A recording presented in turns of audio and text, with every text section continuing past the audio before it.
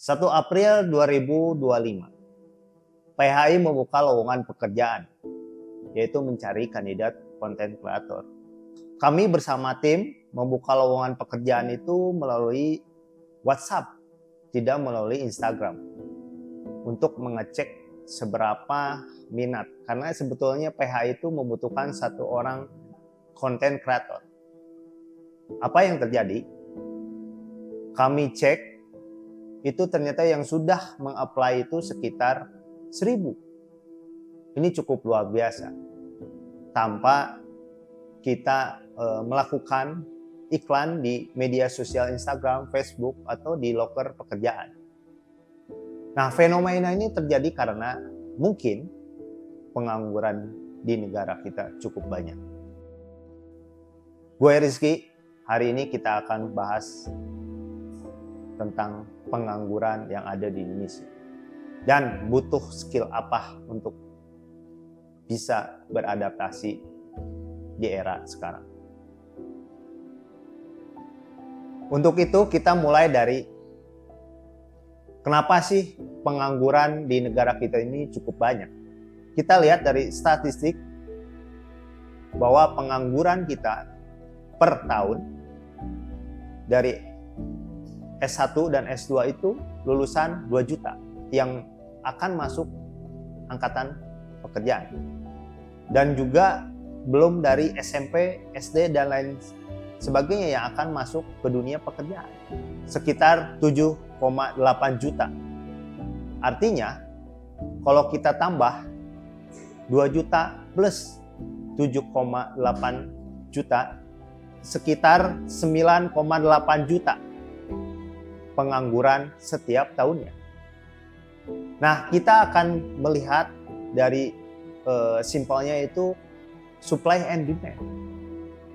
Karena ternyata perusahaan yang ada di Indonesia membuka lowongan pekerjaan itu hanya 1,5 juta per tahun. Artinya demand-nya sedikit daripada supply. Supply di sini mungkin kita bisa melihat dari seberapa sulit orang mencari pekerjaan. Artinya gap-nya terlalu tinggi. Solusinya untuk di negara kita itu meningkatkan entrepreneurship. Artinya kita butuh sekitar 10-12% wirausaha baru.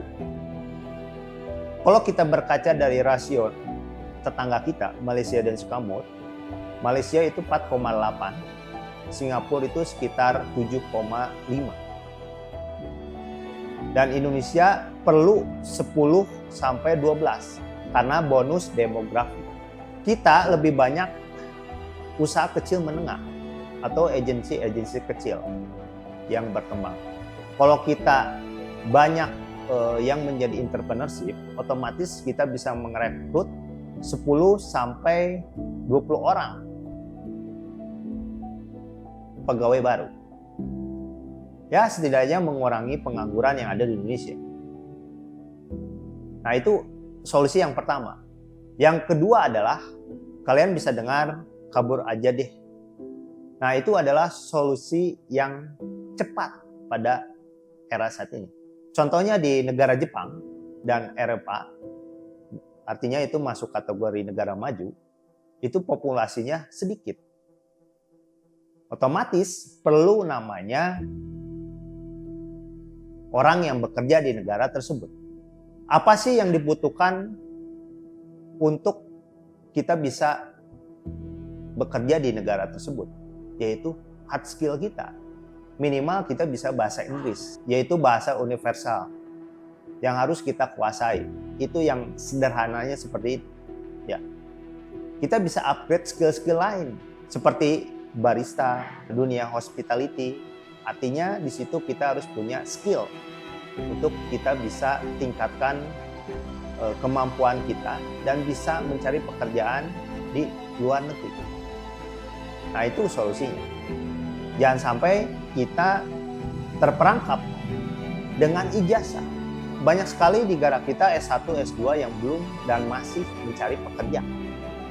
Nah, ini juga akan mengkhawatirkan.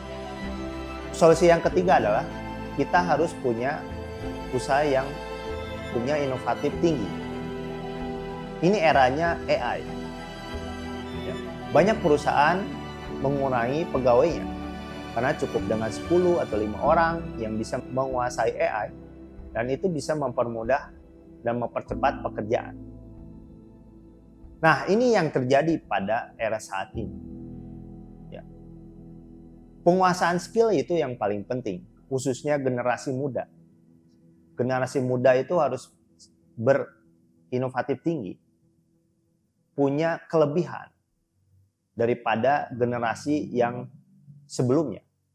Untuk itu, di era saat ini, kita harus mempertimbangkan sebuah proses.